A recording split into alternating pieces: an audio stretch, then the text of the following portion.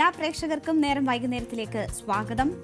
ഞാൻ എല്ലാ പ്രേക്ഷകർക്കും ഒരു നല്ല സായനം ആശംസിക്കുകയാണ്. നമുക്ക് ഇന്നത്തെ പ്രധാനപ്പെട്ട 5 വാർത്തകൾ വളരെ വിശദമായും സമഗ്രമായും നോക്കിക്കാണാം.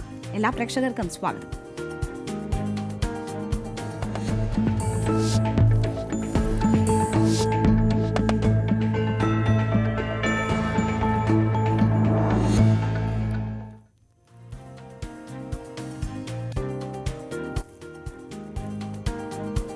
തിരുവനന്തപുരം മെഡിക്കൽ കോളേജിനെതിരെ അതിഗുരുതര ആരോപണങ്ങളാണ് ഉയരുന്നത്. കൊല്ലം പന്മന സ്വദേശി വേണുവിന്റെ മരണം ചികിത്സാ പിഴവ് മൂലം ആണ് എന്ന ആരോപണം ബന്ധുക്കൾ ഉയർത്തുന്നു. തനിക്ക് എന്തെങ്കിലും സംഭവിച്ചാൽ അത് ഇവിടുത്തെ ചികിത്സാ പിഴവ് മൂലമാണ് എന്ന് പുറം ലോകം അറിയണം എന്ന് പറഞ്ഞുകൊണ്ടുള്ള വേണുവിന്റെ സുഹൃത്തിനയച്ച ശബ്ദ സന്ദേശം പുറത്തുവന്നു. ഇതും വലിയ രീതിയിൽ വ്യാപകമായി പ്രചരിക്കുകയാണ്. ഒരു കുടുംബം ഒപ്പം തന്നെ ആ മരിച്ച വ്യക്തിയുടെയും ശബ്ദം അത് ചികിത്സാ പിഴവ് മൂലമായിരിക്കും തന്റെ മരണം സംഭവിച്ചെങ്കിൽ അതിന് കാരണം ഇതായിരിക്കും എന്ന് പറഞ്ഞു വരുമ്പോൾ അതിന്റെ ഗൗരവം എത്രമാത്രമാണ് എന്നത് നമുക്ക് മനസ്സിലാകും. എന്തായാലും കൊല്ലം ജില്ലാ ആശുപത്രിയിൽ നിന്നാണ് ഈ രോഗിയെ തിരുവനന്തപുരം മെഡിക്കൽ കോളേജ് ആശുപത്രിയിലേക്ക് വെള്ളിയാഴ്ച എത്തിക്കുന്നത്. പക്ഷേ ബുധനാഴ്ച വരെയും ആൻജിയോഗ്രാം ഉൾപ്പെടെ ചെയ്യണം എന്ന് പറഞ്ഞ രോഗിക്ക് യാതൊരു ചികിത്സയും അവിടെ നിന്ന് ലഭിച്ചില്ല എന്നതാണ് കുടുംബത്തിന്റെ പരാതി. അതാണ് മരണത്തിന് കാരണം എന്നതാണ് ഈ കുടുംബം ആരോപിക്കുന്നത്. അതേസമയം ഈ ആരോപണങ്ങളൊക്കെ തള്ളിക്കളയുകയാണ് ആശുപത്രി അധികൃതർ ഇപ്പോൾ ചെയ്തിരിക്കുന്നത്. നമുക്ക് വിശദമായി ഈ കാര്യങ്ങൾ പരിശോധിച്ചാൽ വെള്ളിയാഴ്ചയാണ് വേണുവിനെ കൊല്ലം ജില്ലാ ആശുപത്രിയിൽ നിന്ന് തിരുവനന്തപുരം മെഡിക്കൽ കോളേജ് ആശുപത്രിയിലേക്ക് കൊണ്ടുവരുന്നത്. അദ്ദേഹം അപ്പോൾ തന്നെ വിദഗ്ധ ചികിത്സ ആവശ്യമുള്ള രോഗിയായിരുന്നു. അക്കാര്യങ്ങൾ സൂചിപ്പിച്ചിട്ടുണ്ടായിരുന്നു. ഈ മെഡിക്കൽ കോളേജിലേക്ക് മാറ്റുന്ന ട്രാൻസ്ഫർ നോട്ടിൽ ഉൾപ്പെടെ അക്കാര്യങ്ങൾ സൂചിപ്പിച്ചിട്ടുണ്ടായിരുന്നു എന്നതാണ് കുടുംബം പറയുന്നത്. അങ്ങനെ വെള്ളിയാഴ്ച ആശുപത്രിയിലെത്തുന്നു. പക്ഷേ അവിടെ ബുധനാഴ്ച വരെ വെള്ളി, ശനി, ഞായർ, തിങ്കൾ, ചൊവ്വ, ബുധൻ ഈ ദിവസങ്ങളിലൊന്നും തന്നെ ആൻജിയോഗ്രാം ഉൾപ്പെടെയുള്ള പരിശോധനകൾ വേണം എന്ന് പറഞ്ഞു വന്ന രോഗിക്ക് മതിയായ ചികിത്സ കിട്ടിയിട്ടില്ല എന്നതാണ് കുടുംബത്തിന്റെ ആരോപണം. ആൻജിയോഗ്രാം ചെയ്തില്ല. മറ്റ് അസ്വസ്ഥതകളൊക്കെ തോന്നിയപ്പോൾ പലപ്പോഴും ഡോക്ടർമാരെ സമീപിച്ചു. പക്ഷേ അവിടെ നിന്ന് അനുകൂലമായ സമീപനങ്ങളോ ആ രീതിയിലുള്ള ശുശ്രൂഷയോ ലഭിച്ചിട്ടില്ല എന്നതാണ് ഈ കുടുംബം പറയുന്നത്. അതിനേക്കാളൊക്കെ ഗൗരവമാകുന്നത് വേണു സുഹൃത്തിനയച്ച ഈ ശബ്ദ സന്ദേശമാണ്. അതിൽ എങ്ങനെയാണ് സാധാരണക്കാരായ മനുഷ്യരോട് അവിടെയുള്ളവർ പെരുമാറുന്നത് എന്ന വലിയ സങ്കടം അദ്ദേഹം പങ്കുവയ്ക്കുന്നു. നായ്ക്കളോടെന്ന പോലെയാണ് പെരുമാറുന്നതെന്ന് പറയുന്നു. മാത്രവുമല്ല, തനിക്ക് ചികിത്സ ലഭിക്കുന്നില്ല എന്നും തന്റെ ആരോഗ്യസ്ഥിതി മോശമാണെന്നും തനിക്ക് എന്തെങ്കിലും സംഭവിച്ചിട്ടുണ്ടെങ്കിൽ അത് ഇവരുടെ അനാസ്ഥ മൂലമാണ് എന്നും അത് പുറം ലോകം അറിയണം എന്നും വേണു പറയുന്നത് ആ ശബ്ദ സന്ദേശത്തിൽ നമുക്ക് കേൾക്കാം. അത് വളരെ ഗൗരവമുള്ളതാണ്. അപ്പോൾ വേണുവിന്റെ ആ ശബ്ദ സന്ദേശം ഒന്ന് കേട്ടിട്ട് തിരിച്ചെത്താം. അൻവർ ഇവിടെ അങ്ങ് ഭയങ്കര അഴിമതിയുടെ തിരുവനന്തപുരം മെഡിക്കൽ കോളേജ് മൊത്തത്തില് സമൂല അഴിമതി കൊണ്ട് ആറാടിയിരിക്കുക. തിരുവനന്തപുരം മെഡിക്കൽ കോളേജ് നമ്മൾ ഈ സോഷ്യൽ മീഡിയയിലൊക്കെ കാണുന്നില്ലയോ, അത് വാസ്തവം തന്നെ. അത് മനസ്സിലായില്ലയോ? കണ്ണൂര് ഒരു ഹോസ്പിറ്റലിനകത്ത് കയറി ഒരു ഡോക്ടറെയും 12 സിസ്റ്ററേയും കയറി കൈകാര്യം ചെയ്തില്ലേ ഒരു പിതാവ്. അതൊക്കെ അവനവന്റെ മാനസിക ധർമ്മത്തിനനുസരിച്ച് ചെയ്തു പോകുന്നത്. അത് കറക്റ്റാ. അത് കാരണം ആ രീതിയിൽ തിരുവനന്തപുരത്തോട് ചെയ്ത് വെക്കേണ്ടതായിട്ട് കൂടി കാര്യങ്ങൾ വന്നു ചേർന്നിരിക്കുക. ഒരു മനുഷ്യൻ വന്ന് എന്തെങ്കിലും ചോദിച്ചു കഴിഞ്ഞാൽ ആ ഹോസ്പിറ്റലിനെ സംബന്ധിച്ച് എന്തെങ്കിലും ഡീറ്റെയിൽസോ എന്തെങ്കിലും അറിയേണ്ട കാര്യങ്ങൾ ചോദിച്ചു കഴിഞ്ഞാൽ ഒരക്ഷരം ശബ്ദിക്കത്തില്ല. ഒരക്ഷരം അവര് മറുപടി പറയത്തില്ല. നമ്മൾ യൂണിഫോം ഇട്ടിരിക്കുന്ന ഒരാളിനോട് നമ്മളൊരു കാര്യം നമ്മൾ അറിയാൻ വേണ്ടി ചോദിച്ചാല് നായ നോക്കുന്ന കണ്ണുകൊണ്ട് പോലെ അവർ നോക്കാൻ ശ്രമിക്കത്തില്ല. ഒന്ന് തിരിഞ്ഞു പോലെ നോക്കത്തില്ല. ഒരു മറുപടി പിന്നീടാകട്ടെ പറയത്ത് പോലും ഇല്ല. ഇവിടെ കൈക്കൂലിയുടെ ഏറ്റവും വലിയ ബഹളം. ഈ ആശുപത്രിയിൽ ഞാൻ ഇവിടെ വന്നിട്ട് വെള്ളിയാഴ്ച രാത്രി ഞാനിവിടെ വന്ന എമർജൻസി ആൻജിയോഗ്രാം ചെയ്യുന്നതിന് വേണ്ടിയിട്ട്. മനസ്സിലായില്ലേ? എമർജൻസി ആൻജിയോഗ്രാം ചെയ്യുന്നതിന് വേണ്ടിയിട്ട് ഇവിടെ വന്നിരുന്ന വെള്ളിയാഴ്ച വൈകിട്ട്. ശനി, ഞായർ, തിങ്കൾ, ചൊവ്വ, ബുധൻ. ഇന്ന് ബുധൻ. ഇന്ന് 6 ദിവസം തികയും. എമർജൻസി ആയിട്ട് കിട്ടുന്നതിൽ വെച്ച് ഏറ്റവും വേഗം പോകുന്ന ആംബുലൻസ് വിളിച്ച് തിരുവനന്തപുരം മെഡിക്കൽ കോളേജിലേക്ക് പോകണമെന്നും പറഞ്ഞ് വിട്ട് എമർജൻസി ആയിട്ട് തിരുവനന്തപുരത്തേക്ക് പറഞ്ഞിട്ട് ഒരു പേഷ്യന്റ് അൻവർ സാത്ത ഞാൻ ഇന്ന് 5-ാമത്തെ ദിവസം ഇവർ എൻ്റെ പേരിൽ കാണിക്കുന്ന ഈ നിരാലംബതയും ഈ ഉദാസീനതയും ഈ ഒരു കാര്യപ്രാപ്തി ഇല്ലായ്മയും എന്താണെന്ന് മനസ്സിലാവുന്നില്ല ഒന്നൊരു സാധ. ഇതിനിടയ്ക്ക് എന്നെ പരിശോധിക്കാൻ പറ്റുന്ന റൗണ്ട്സിൽ എന്നെ പരിശോധിക്കാൻ പറ്റുന്ന ഡോക്ടറിനോട് ഞാൻ പലതവണ ചോദിച്ചു, എനിക്ക് എൻ്റെ പേരിലുള്ള ഈ ചികിത്സ എപ്പോൾ നടക്കും എന്നുള്ളത്. അവർക്കൊരു കാരണവശാലും യാതൊരുവിധ ഐഡിയ ഇല്ല, ഐഡിയ ഇല്ല. ഇവരിനി കൈക്കൂലി വാങ്ങിച്ചുകൊണ്ടാണോ ഇവരിങ്ങനെയൊക്കെ ചെയ്യുന്നതെന്ന് പോലും അറിയുന്നില്ല. ആ രീതിയിലുള്ള സംവിധാനത്തിലേക്ക് കാര്യങ്ങൾ പോയിക്കൊണ്ടിരിക്കുകയാണ്. ഒരു കാര്യം ഞാൻ പറയാൻ വേണ്ടിയിട്ട് ആത്മസാധനം വിളിച്ചു. എനിക്ക് എന്തെങ്കിലും എൻ്റെ ജീവന് എന്തെങ്കിലും അപായം സംഭവിച്ചാൽ എൻ്റെ ഈ ജീവൻ വെച്ച് വെറും നിസ്സാരമായിട്ട് കാര്യങ്ങൾ നോക്കിക്കാണുന്ന ഇവിടുത്തെ ഉദ്യോഗസ്ഥരുടെ അനാസ്ഥ ഞാൻ അത് വെളിവാകത്തക്ക രീതിയിൽ ഞാനൊരു വോയിസ് ഇട്ടിട്ടുണ്ട്. ഈ വോയിസ് അഥവാ എൻ്റെ ജീവൻ എന്തെങ്കിലും സംഭവിച്ചു കഴിഞ്ഞാൽ ഇവരുടെ ഈ ഒരു ഉദാസീനത കൊണ്ടും ഈ ഒരു അലംഭാവം കൊണ്ട് എൻ്റെ ജീവൻ എന്തെങ്കിലും ഒരു ഭീഷണി എന്തെങ്കിലും ഒരു ആപത്തോ സംഭവിച്ചാൽ അൻവർ സാദെ ആ വോയിസ് എൻ്റെ വോയിസ് റെക്കോർഡ് ഞാൻ നിനക്ക് അയച്ചു തരുന്നുണ്ട്. അതുകൊണ്ട് ഈ പുറം ലോകത്തെ അറിയിക്കണം. ഇതാണ് വേണു സുഹൃത്തിന് അയച്ചിട്ടുള്ള ശബ്ദ സന്ദേശം. തനിക്ക് എന്തെങ്കിലും സംഭവിച്ചാൽ അതിന് ഉത്തരവാദി ആ ആശുപത്രി അധികൃതരാണ് എന്ന് പറയുന്നു. കോട്ടിട്ട ഡോക്ടർമാരോട് എന്തെങ്കിലും കാര്യങ്ങൾ രോഗസംബന്ധമായിട്ട് ചോദിച്ചാൽ അതിന് മറുപടിയില്ല, അഴിമതിയാണ് അവിടെ, കൈക്കൂലിയാണ് തുടങ്ങിയ ഗുരുതരമായ ആരോപണങ്ങൾ ആ ശബ്ദ സന്ദേശത്തിൽ ഉണ്ട്. സമാനമാണ് ഈ കുടുംബാംഗങ്ങൾ, വേണുവിന്റെ കുടുംബാംഗങ്ങൾ മാധ്യമങ്ങളോട് ഇന്ന് പ്രതികരിച്ചപ്പോൾ പറഞ്ഞതും ഇത് സമാനമായ കാര്യങ്ങളാണ്. മതിയായ ചികിത്സ കിട്ടിയില്ല, ആൻജിയോഗ്രാം അത്യാവശ്യമായി ചെയ്യണമെന്ന് പറഞ്ഞാണ് റെഫർ ചെയ്തത്. പക്ഷേ ആ ചികിത്സ 5 ദിവസമായിട്ടും കിട്ടിയിട്ടില്ല. തങ്ങൾക്ക് അവിടെ നേരിടേണ്ടി വന്നത് വലിയ മോശമായ സാഹചര്യങ്ങളാണ് എന്ന് ആ കുടുംബവും പറയുന്നു. വേണുവിന്റെ ഭാര്യ മാധ്യമങ്ങളോട് സംസാരിച്ചത് കേൾക്കാം. ചോദിച്ചപ്പോഴും ഡോക്ടർ തരാൻ പയ്യെങ്കിൽ ആ ഡോക്ടറിന്റെ അനാസ് തന്നെയാണ്. പിന്നെ ഡോക്ടേഴ്സ് പറയുമ്പോൾ പഠിക്കുന്ന ഡോക്ടേഴ്സ് ആയാലും അവർക്കറിയാം തലവേദനയ്ക്ക് എന്ത് ഗുളിക കൊടുക്കാം. അല്ലാതെ ഞാൻ നോക്കുന്ന പേഷ്യന്റ് അല്ല എന്ന് പറഞ്ഞു പോകുന്ന അത്ര നല്ല കാര്യമായിട്ട് എനിക്ക് തോന്നുന്നില്ല. എന്റെ അനിയൻ മരിക്കാൻ എന്താ കുറ്റം കൊണ്ട് ഈ കൈക്കൂലിയുടെ കൂടുതൽ കൊണ്ടാണ്. അവര് കൈക്കൂലി ചോദിച്ചിട്ടാണ് എന്റെ അനിയനെ ചികിത്സ കൊടുക്കുന്നത്. അപ്പോ ഇതാണ് ബന്ധുക്കൾക്കും പറയാനുള്ളത്. നമുക്കറിയാം, ഒരു ആശുപത്രിയിൽ എന്താണ് ഒരു രോഗിക്ക് വേണ്ട ചികിത്സ എന്ന് തീരുമാനിക്കേണ്ടത് വിദഗ്ധരായ ഡോക്ടർമാരാണ്. അവർ നിശ്ചയിക്കുന്നതനുസരിച്ച് വേണം ചികിത്സ നടക്കേണ്ടത്. പക്ഷേ തലവേദനയാണ് എന്ന് പറഞ്ഞ്, സഹിക്കാൻ വയ്യാത്ത തലവേദനയാണ് എന്ന് പറഞ്ഞ് ഡോക്ടർമാരെ സമീപിച്ചാൽ ഞങ്ങൾ നോക്കുന്നവരല്ല എന്ന് പറഞ്ഞ് കൈയൊഴിയുന്ന ഡോക്ടർമാരാണ് അവിടെ ഉള്ളത് എന്നതാണ് ആ കുടുംബാംഗങ്ങൾ പറയുന്നത്.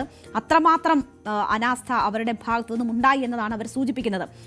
ഇതിൽ വലിയ രാഷ്ട്രീയ വിവാദങ്ങൾ കൂടി ഉണ്ടാവുകയാണ്. വലിയ രീതിയിലുള്ള പ്രതിഷേധം ഉണ്ടാകുന്നു. നമ്മുടെ ആരോഗ്യ മേഖല വെന്റിലേറ്ററിലായതിന്റെ സൂചനയാണ് ഈ ആവർത്തിച്ചിട്ടുണ്ടാകുന്ന സംഭവങ്ങൾ എന്നതാണ് പ്രതിപക്ഷം ചൂണ്ടിക്കാട്ടുന്നത്. പ്രതിപക്ഷ നേതാവ് വി.ഡി. സതീശൻ ശക്തമായ ഭാഷയിലാണ് ഇതിനോട് പ്രതികരിച്ചിരിക്കുന്നത്. ആരോഗ്യ വകുപ്പ് വെന്റിലേറ്ററിലാണ് എന്ന് അദ്ദേഹം പറയുന്നു. സിസ്റ്റം തകർത്ത ആരോഗ്യമന്ത്രിക്കും സർക്കാരിനും മരണത്തിന്റെ ഈ വേണുവിന്റെ മരണത്തിന്റെ ഉത്തരവാദിത്വത്തിൽ നിന്ന് ഒഴിഞ്ഞുമാറാൻ കഴിയില്ല എന്നും പ്രതിപക്ഷ നേതാവ് പറയും. വി.ഡി. സതീശൻ ശക്തമായ ഭാഷയിലാണ് ഇതിനെതിരെ രംഗത്ത് വന്നത്. ശബ്ദ സന്ദേശം മരണമൊഴിയായി പരിഗണിച്ച് കൊലക്കുറ്റത്തിന് കേസെടുക്കണം എന്നതാണ് വി.ഡി. സതീശൻ ആവശ്യപ്പെടുന്നത്. ഒപ്പം പ്രതിപക്ഷ പാർട്ടികളുടെ ഭാഗത്ത് നിന്ന് വലിയ പ്രതിഷേധവും ഇതിനെതിരെ ഉയരുന്നുണ്ട്. ദേശീയപാത ഉപരോധം കൊല്ലത്ത് നടന്നു. UDF-ന്റെ നേതൃത്വത്തിലായിരുന്നു ദേശീയപാത ഉപരോധിച്ചുകൊണ്ടുള്ള പ്രതിഷേധം. മെഡിക്കൽ കോളേജ് ആശുപത്രിയിലേക്ക് യൂത്ത് കോൺഗ്രസിന്റെ വലിയ രീതിയിലുള്ള പ്രതിഷേധവും ഇതുമായി ബന്ധപ്പെട്ട് നടന്നു. കൊലക്കുറ്റം ചുമത്തണം കുറ്റക്കാർക്കെതിരെ എന്നതാണ് ആവശ്യം. ഒരു രോഗിയെ മരണത്തിന് വിട്ടുകൊടുത്തു നമ്മുടെ സംവിധാനം എന്നതാണ് പ്രതിപക്ഷം ആരോപിക്കുന്നത്.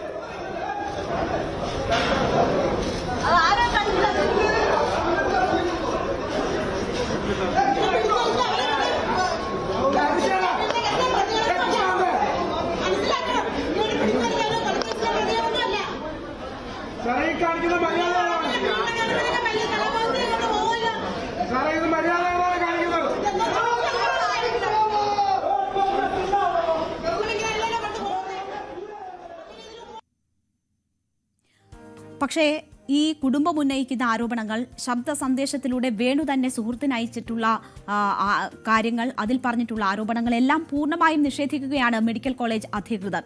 സ്ട്രോക്ക് ഒരിക്കൽ വന്നിട്ടുള്ള വ്യക്തിയാണ്. അദ്ദേഹത്തിന് സാധ്യമായ എല്ലാ ചികിത്സയും നൽകിയിട്ടുണ്ട് എന്നതാണ് മെഡിക്കൽ കോളേജ് സൂപ്രണ്ട് പറയുന്നത്.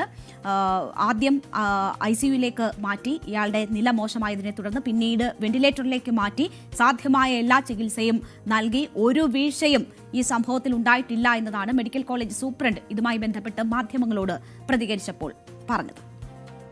അങ്ങനെ യാതൊരു ചികിത്സാ പിഴവും ഉണ്ടായിട്ടില്ല. കാരണം പ്രിസ്ക്രൈബ്ഡ് ആയിട്ടുള്ള പ്രോട്ടോകോൾ പ്രകാരമുള്ള ചികിത്സ കൊടുത്തിട്ടുണ്ടെന്ന് കാർഡിയോളജി പ്രൊഫസർമാർ വ്യക്തമായിട്ട് നമുക്ക് റിപ്പോർട്ട് തന്നിട്ടുണ്ട്.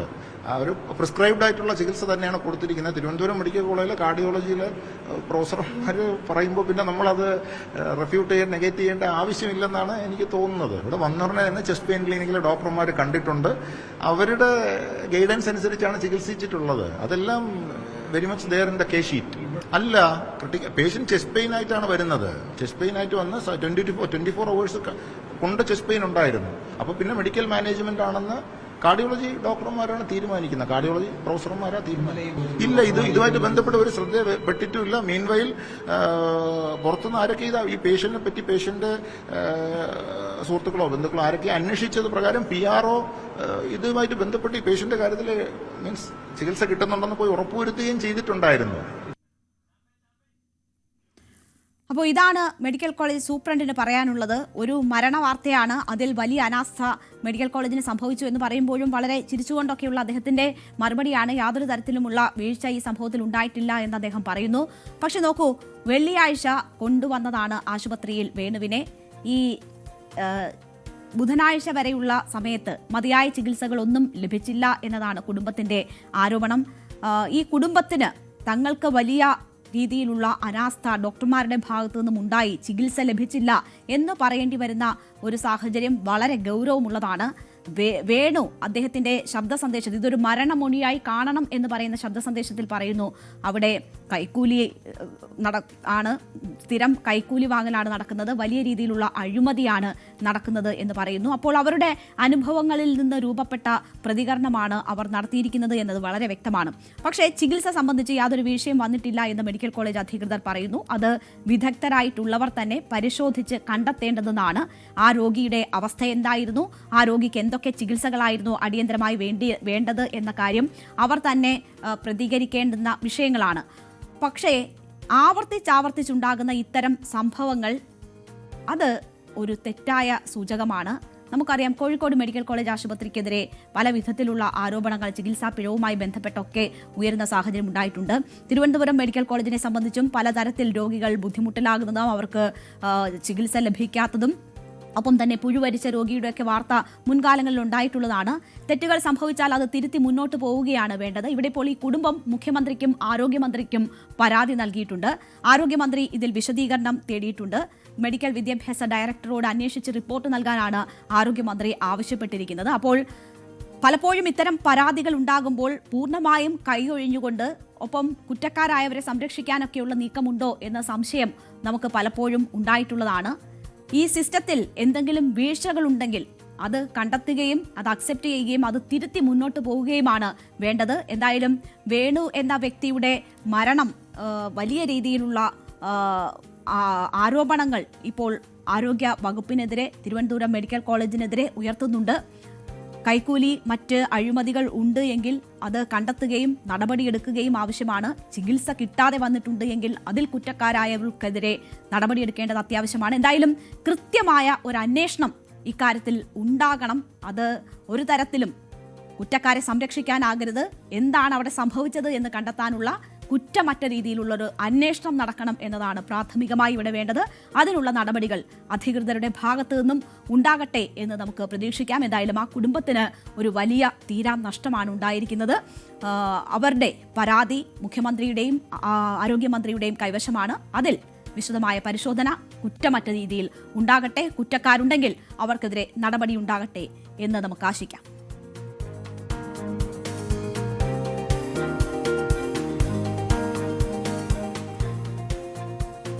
SNDP യോഗം ജനറൽ സെക്രട്ടറി വെള്ളാപ്പള്ളി നടേശൻ വർഗീയ പരാമർശങ്ങൾ നടത്തുന്നത് ആദ്യമല്ല.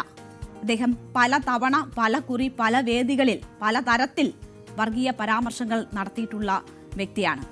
മലപ്പുറം പരാമർശം നിലമ്പൂർ തെരഞ്ഞെടുപ്പ് സമയത്ത് വെള്ളാപ്പള്ളി നടേശൻ നടത്തിയ മലപ്പുറം പരാമർശം വലിയ രീതിയിൽ വിവാദമാവുകയും വലിയ രീതിയിൽ ചർച്ചയാവുകയും ഒക്കെ ചെയ്ത പരാമർശമാണ്.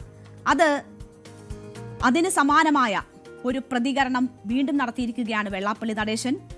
ഞങ്ങളുടെ ന്യൂസ് 18 കേരളം പ്രതിനിധി ശരണ്യ സ്നേഹജന് നൽകിയ അഭിമുഖത്തിലാണ് സമാന നിലയിലുള്ള മുസ്ലിം വിഭാഗത്തിൽ വിദ്വേഷം ജനിപ്പിക്കുന്ന തരത്തിലുള്ള അവരെ വർഗീയമായിട്ടുള്ളൊരു പരാമർശം ഇപ്പോൾ വെള്ളാപ്പള്ളി നടേശന്റെ ഭാഗത്തു നിന്നും ഉണ്ടായിരിക്കുന്നത്.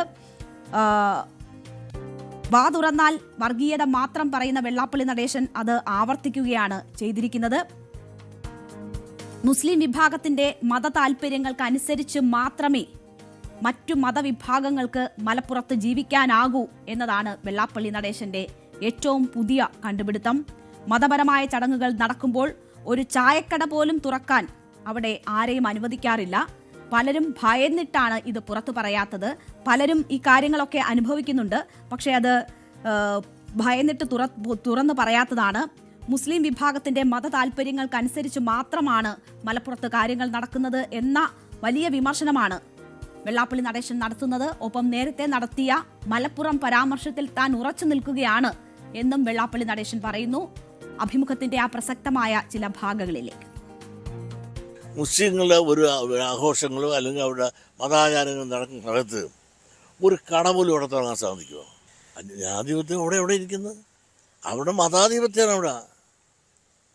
അവരുടെ മതത്തെയും മതാചാരങ്ങൾക്കും അനുഷ്ഠിതമായി മാത്രമേ മറ്റുള്ള മതക്കാർക്കൂടെ ജീവിക്കാനും പ്രവർത്തിക്കാനും സാധിക്കൂ. ഇതൊരു പകല് പോലെ സത്യമല്ലേ? നിങ്ങൾ പറയാനും ഇവിടെ ഒരു രാഷ്ട്രീയക്കാർക്ക് തൻ്റെ ഇടമില്ലല്ലോ, ധൈര്യമില്ലല്ലോ. ഈ ബാക്കിയുള്ളവർ കുറ്റം എന്തിനാ പറയണത്? എല്ലാവരുടെ മനസ്സിലുണ്ടത്, എല്ലാവരുടെ മനസ്സിലും അറിയാം. പക്ഷേ പറയുന്നില്ലെന്ന് മാത്രമേ ഉള്ളൂ. പറയുന്നില്ല എന്ന് വിചാരിച്ചുകൊണ്ട് ഇവർ ചെയ്യുന്നതെല്ലാം ശരിയാണ് എന്ന് അവർ സ്വയം പരിശോധിക്കട്ടെ. അവരുടെ ആചാരങ്ങൾ വരുമ്പോൾ ഒരാൾ ചായക്കട വന്നിരിക്കാൻ ഹിന്ദുക്കളെ സമ്മതിക്കുമോ? എന്ത് നാട്ടിലും വഴക്കുണ്ടാക്കുക എല്ലാം അടപ്പിക്കല്ലേ. ഒപ്പം ലീഗിനെതിരായ വിമർശനം കൂടി വെള്ളാപ്പള്ളി നടേശൻ നടത്തുന്നുണ്ട്. മുസ്ലിം ലീഗ് കോൺഗ്രസിനെ വിഴുങ്ങിക്കളഞ്ഞു എന്നതാണ് വെള്ളാപ്പള്ളി നടേശൻ പറയുന്നത്. കോൺഗ്രസിൽ ഒരാളെ ചേർക്കണമെങ്കിൽ മലപ്പുറത്ത് പോയി ലീഗിനോട് ചോദിക്കേണ്ടുന്ന അവസ്ഥയാണ് എന്ന് പറയുന്നു. ലീഗിന് ധാർഷ്ട്യവും അഹങ്കാരവുമാണ് എന്നും വെള്ളാപ്പള്ളി നടേശൻ പറയുകയാണ്. മുസ്ലിം മതവിഭാഗങ്ങൾക്കെതിരായിട്ടുള്ള പരാമർശങ്ങൾ പറഞ്ഞതിന് ശേഷമാണ് ഈ ലീഗിനെതിരായി കഴിഞ്ഞ കാലങ്ങളിലൊക്കെ വെള്ളാപ്പള്ളി നടേശൻ ഉയർത്തുന്ന വിമർശനത്തിന്റെ തുടർച്ചയായ വിമർശനങ്ങൾ വെള്ളാപ്പള്ളിയിൽ നിന്നും ഉണ്ടാകുന്നത്. ഇപ്പോഴേ വിഴുങ്ങിയിരിക്കുകയല്ലേ. കോൺഗ്രസിനകത്ത് ഒരാളെ ചേർക്കണമെങ്കിൽ മലപ്പുറത്ത് നിന്ന് ചോദിച്ചിട്ടല്ലേ ഇപ്പോഴും ചേർക്കുന്നത്. ഇത്തരം ഗതികെട്ടൊരു അവസ്ഥ കോൺഗ്രസിന് ഇന്ന് കേരളത്തിലുള്ള പോലെ വേറെ ആർക്കുണ്ട്? ഏത് കാര്യം പറയണമെങ്കിലും മിണ്ടണമെങ്കിലും ലീഗിനോട് ചോദിക്കണ്ടേ? കോൺഗ്രസിനകത്ത് ഒരാളെ ചേർക്കണമെങ്കിൽ ലീഗിൻ്റെ അനുവാദം വേണ്ടേ? ലീഗിൻ്റെ ദാർഢ്യം തന്നെ നോക്കുക. ഒരു വർത്തമാനത്തിൻ്റെ ദാർഢ്യം. ഒരു കേരളം 2 ടേം ഭരിച്ചു, 3ാമത്തെ ടേം ഭരിക്കുമെന്ന് വിശ്വസിക്കുന്ന ഒരു മുഖ്യമന്ത്രിയെ പറ്റി പറയണത് എന്താണ്? ആണും പെണ്ണും കെട്ടണമെന്നാണ്. ഇങ്ങനെയൊക്കെയാണ് പറയണത്. ആരാണ് അവർ? പ്രധാനപ്പെട്ട ആളുകൾ. അവന് വേറുള്ള പ്രധാനപ്പെട്ട വലിയ ദിവ്യന്മാരായ ഈ ലീഗിലെ നേതാക്കന്മാർ ഭരണം ഇല്ലാഞ്ഞിട്ട് പോലും ഇവിടെ പറയുന്നതും ദുബായ് ചെന്ന് പറയുന്നത് എന്താണ്? 9.5 കൊല്ലം ഞങ്ങൾ പുറത്തു നിന്നു, ഇനി വരന്ന് കയറണം, മാത്രമല്ല 9.5 കൊല്ലം കൊണ്ട് പോയി മുഴുവൻ ഞങ്ങൾ പിടിച്ചിട്ട് എടുക്കുമെന്ന് പറയുമ്പോൾ അവരുടെ ദാർഢ്യത്തിൻ്റെ സ്വരം. ഇപ്പോൾ ഭരണമില്ലാത്തപ്പോൾ ഇതാണ് പറയണമെങ്കിൽ ഭരണത്തിൽ വന്നാൽ നമ്മളൊക്കെ എവിടെ പോയിട്ട് വരും?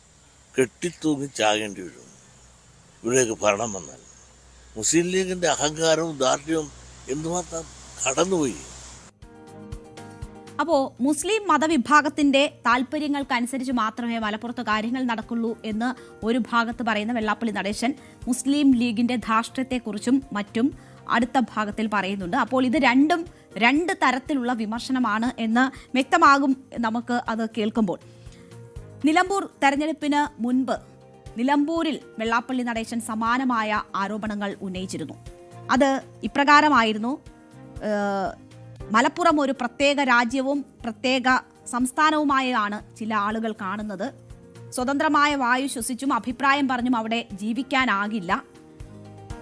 ഈഴവർക്ക് മലപ്പുറത്ത് തൊഴിലുറപ്പ് മാത്രമേ ഉള്ളൂ. പള്ളിക്കൂടമോ കോളേജോ ഹയർ സെക്കൻഡറി സ്കൂളോ ഒന്നും ഇല്ല തുടങ്ങിയതായിരുന്നു അന്ന് വെള്ളാപ്പള്ളി നടേശൻ നടത്തിയ പരാമർശം. അന്ന് ആ പരാമർശം നടത്തുമ്പോൾ വെള്ളാപ്പള്ളിയോട് ആവർത്തിച്ച് അല്ലെങ്കിൽ ഇത്തരം സ്കൂളുകൾ ലഭിക്കാതായ സാഹചര്യം ഉണ്ടായിട്ടുണ്ടോ, അങ്ങനെയുള്ള അപേക്ഷകൾ കൊടുത്തിട്ടുണ്ടോ, അത് നിരസിക്കപ്പെട്ടിട്ടുണ്ടോ, അതിന് പിന്നിലുള്ള യാഥാർത്ഥ്യം എന്താണ് എന്ന് ആരായുമ്പോൾ അത് സംബന്ധിച്ച് യാതൊരു വിവരങ്ങളുമില്ല, പ്രതികരണങ്ങളുമില്ല. പക്ഷേ അദ്ദേഹത്തിന്റെ ആരോപണം അവിടെയുണ്ട്. സമാനമായ നിലയിലാണ് ഇപ്പോൾ മുസ്ലിം മതവിഭാഗങ്ങളുടെ ചടങ്ങുകൾ നടക്കുമ്പോൾ അവിടെ ചായക്കട പോലും തുറക്കാൻ പറ്റില്ല എന്നതുൾപ്പെടെയുള്ള അവരുടെ താല്പര്യങ്ങൾ മാത്രം നടക്കുന്ന ഒരു ജില്ലയാണ് മലപ്പുറം എന്ന ആരോപണം വെള്ളാപ്പള്ളി നടേശൻ നടത്തുന്നത്. ഇതിന് ഏതെങ്കിലും തരത്തിലുള്ള സംഭവങ്ങളോ സാഹചര്യമോ ഉണ്ടായിട്ടുണ്ടോ? അദ്ദേഹത്തിന് അതിന് മറുപടിയുണ്ടോ? ഇല്ല. അത് കാടടച്ച് വെടിവെക്കുന്നത് പോലെ ആരോപണങ്ങൾ ഉന്നയിക്കുകയാണ്. അത് വിദ്വേഷ പ്രചരണമാണ്. അത് ആവർത്തിച്ച് വെള്ളാപ്പള്ളി നടേശൻ നടത്തുന്നു എന്നത് വേണം അദ്ദേഹത്തിന്റെ ആ വാക്കുകളിൽ നിന്ന് നമ്മൾ മനസ്സിലാക്കാൻ. പക്ഷേ നിലമ്പൂരിൽ വെള്ളാപ്പള്ളി നടത്തുമ്പോൾ വലിയ ചർച്ചയാകുമ്പോൾ അത് നിലമ്പൂർ തെരഞ്ഞെടുപ്പിന് തൊട്ടു മുൻപാണ് എന്നത് കൂടി നമ്മൾ ഓർക്കണം. ആ ഘട്ടത്തിൽ വെള്ളാപ്പള്ളി നടേശനെ ആരെങ്കിലും തള്ളിപ്പറയാൻ തയ്യാറായോ? വെള്ളാപ്പള്ളി നടേശൻ SNDP യോഗം ജനറൽ സെക്രട്ടറി സ്ഥാനത്തേക്ക് എത്തിയതിന്റെ 30ാം വാർഷികം പ്രമാണിച്ച് നടന്ന ചടങ്ങിൽ അന്ന് മുഖ്യമന്ത്രി പങ്കെടുക്കുമോ ഇല്ലയോ എന്നത് വലിയ ചർച്ചയായിരുന്നു. പക്ഷേ മുഖ്യമന്ത്രി ചടങ്ങിൽ പങ്കെടുത്തു. മുഖ്യമന്ത്രി വെള്ളാപ്പള്ളി നടേശനെ കുറിച്ച് അദ്ദേഹം ശ്രീനാരായണ ഗുരുവിന്റെ പൈതൃകം പേറുന്ന, അതൊക്കെ അനുസരിച്ച് പോകുന്ന വ്യക്തിയാണ് എന്ന രീതിയിൽ അദ്ദേഹത്തെ പുകഴ്ത്തുകയാണ് ചെയ്തത്. മലപ്പുറം പരാമർശവുമായി ബന്ധപ്പെട്ട് വെള്ളാപ്പള്ളി നടേശന്റെ പരാമർശങ്ങൾ ശ്രദ്ധയിൽപ്പെടുത്തുമ്പോൾ മുഖ്യമന്ത്രി അതിനോട് പറഞ്ഞത് അത് ലീഗിനെതിരായ വിമർശനം എന്നതാണ്. അപ്പോൾ വെള്ളാപ്പള്ളി നടേശന്റെ മലപ്പുറത്തെ കുറിച്ചുള്ള പരാമർശത്തെ പിന്തുണയ്ക്കുന്ന സമീപനമാണ് അന്ന് മുഖ്യമന്ത്രിയുടെ കൂടി ഭാഗത്തു നിന്നും ഉണ്ടായത്. അത് ലീഗിനെതിരായ വിമർശനം എന്ന രീതിയിൽ കാണിക്കാനാണ് പിണറായി വിജയൻ അന്ന് ശ്രദ്ധിച്ചത്. അപ്പോൾ അത് ഒരു പ്രോത്സാഹനമായി കണ്ടായിരിക്കണം വെള്ളാപ്പള്ളി നടേശൻ വീണ്ടും ഇത്തരം പ്രസ്താവനകൾ ആവർത്തിക്കുന്നത് നമ്മൾ കണ്ടു. മലപ്പുറത്തെക്കുറിച്ച് തന്നെ അദ്ദേഹത്തിന്റെ ആവർത്തിച്ചിലുള്ള പ്രസ്താവനകൾ വന്നു. ജൂലൈയിൽ അദ്ദേഹം കേരളം വൈകാതെ മുസ്ലിം ഭൂരിപക്ഷ നാടായി മാറും എന്ന് പറയുകയും അതിന് മുൻ മുഖ്യമന്ത്രിയായിരുന്ന VS അച്യുതാനന്ദന്റെ പേര് കോട്ട് ചെയ്യുകയും ഒക്കെ ചെയ്തു. അത് വലിയ വാർത്തയായി. ഓഗസ്റ്റിൽ കുരിശിന്റെ വഴിയിലുള്ളവർക്കേ ഇവിടെ രക്ഷയുള്ളൂ എന്ന തരത്തിൽ വീണ്ടും ഒരു വർഗീയ പരാമർശം വെള്ളാപ്പള്ളി നടേശന്റെ ഭാഗത്തു നിന്നും ഉണ്ടാകുന്നു.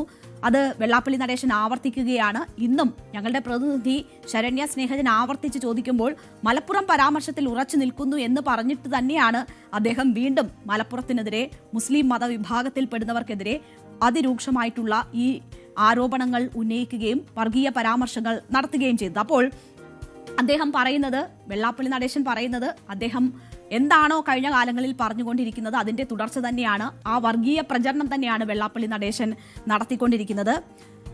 ഈ 2015 കോഴിക്കോട് മാൻഹോളിൽ വീണ് അന്യസംസ്ഥാന തൊഴിലാളിയെ രക്ഷിക്കുന്നതിനിടെ മരിച്ച നൌഷാദിന്റെ സംഭവവുമായി ബന്ധപ്പെട്ട് സർക്കാർ അദ്ദേഹത്തിന് പണം നൽകുമ്പോൾ, ധനസഹായം നൽകുമ്പോൾ വെള്ളാപ്പള്ളി നടേശൻ അതിനെതിരെ രംഗത്ത് വന്നു. അപ്പോൾ നൌഷാദിന്റെ കുടുംബത്തിന് ഈ പണം നൽകുന്നത് അത് മുസ്ലിം ആയതുകൊണ്ടാണ് എന്ന ഒരു വർഗീയ പരാമർശമാണ് അദ്ദേഹത്തിന്റെ ഭാഗത്തു നിന്നും ഉണ്ടായത്. മറ്റാരും ആയിരുന്നെങ്കിൽ അത് കിട്ടില്ലായിരുന്നു എന്ന് പറഞ്ഞു. അന്ന് വെള്ളാപ്പള്ളി നടേശനെതിരെ കേസെടുക്കാൻ അന്നത്തെ സർക്കാർ തയ്യാറായിരുന്നു. അന്ന് ആ സംഭവത്തിൽ ഈ മതസ്പർദ്ധയുണ്ടാക്കുന്ന വാചകങ്ങൾ വെള്ളാപ്പള്ളിയുടെ ഭാഗത്തു നിന്നും ഉണ്ടായപ്പോൾ അതിനെതിരെ സംസാരിക്കാൻ ഒരു KPCC അധ്യക്ഷനുണ്ടായിരുന്നു. VM സുധീരൻ അതിനെതിരെ പരാതി നൽകിയിരുന്നു. VS അച്യുതാനന്ദൻ, പ്രതിപക്ഷ നേതാവായിരുന്ന VS അച്യുതാനന്ദൻ അതിനെതിരെ പരാതി നൽകിയിരുന്നു. ഈ പരാതികളുടെ അടിസ്ഥാനത്തിലാണ് അന്ന് വെള്ളാപ്പള്ളിക്കെതിരെ കേസെടുത്തത്. പക്ഷേ ഇപ്പോൾ വെള്ളാപ്പള്ളി ആവർത്തിച്ച് ഇതുപോലെയുള്ള വിദ്വേഷ പരാമർശങ്ങൾ തുടർന്നുകൊണ്ടിരിക്കുകയാണ്. അത് പ്രോത്സാഹിപ്പിക്കപ്പെടുകയാണ്. ഒരു ഭാഗത്ത്, മറുഭാഗത്ത് കണ്ടില്ല എന്ന് നടിക്കപ്പെടുകയാണ്. അത് ഒരു വളമായി കണ്ടുകൊണ്ടാണ് വെള്ളാപ്പള്ളി നടേശൻ ഇത്തരം പ്രസ്താവനകൾ ആവർത്തിച്ചുകൊണ്ടേയിരിക്കുന്നത്. അപ്പോൾ ഇപ്പോഴും LDFന്റെ തുടർഭരണത്തെ പുകഴ്ത്തുന്നുണ്ട് വെള്ളാപ്പള്ളി നടേശൻ. പിണറായി ഇല്ലായിരുന്നെങ്കിൽ 8 നിലയിൽ പൊട്ടിപ്പോകും എന്ന് പറയുന്നുണ്ട്. മുഖ്യമന്ത്രിയെ ഒരു ഭാഗത്ത് പുകഴ്ത്തിക്കൊണ്ടാണ് വെള്ളാപ്പള്ളി നടേശൻ മറുഭാഗത്ത് തന്റെ വർഗീയ പരാമർശങ്ങളുടെ ഒരു തുടർച്ചയും നടത്തുന്നത്. തിരുത്താനും തെറ്റാണ് എന്ന് പറയാനും അതിനെതിരെ നടപടിയെടുക്കാനും ആളില്ലാത്തതുകൊണ്ടും ആരും തയ്യാറാകാത്തതുകൊണ്ടുമാണ് ആവർത്തിച്ച് ഇത്തരം പരാമർശങ്ങൾ അദ്ദേഹത്തിന്റെ ഭാഗത്തു നിന്നും ഉണ്ടായിക്കൊണ്ടേയിരിക്കുന്നത്.